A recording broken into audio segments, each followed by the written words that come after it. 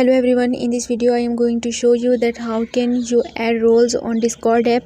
Then let's get started our video. You have to open your Discord, then you will find here such type of the interface. You have to tap on the three dots at the top left corner of the page in front of your Discord name.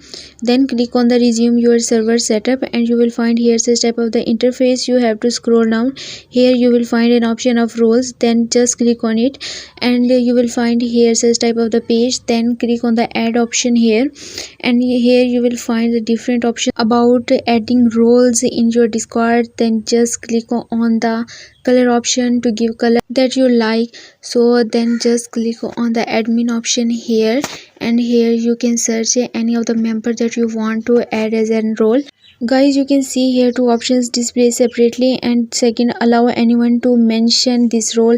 So you can select anyone that. So guys, that's all for today's video. I hope you all enjoyed this video a lot. Give this video a like and also subscribe my channel. Let me guide. Thanks for watching.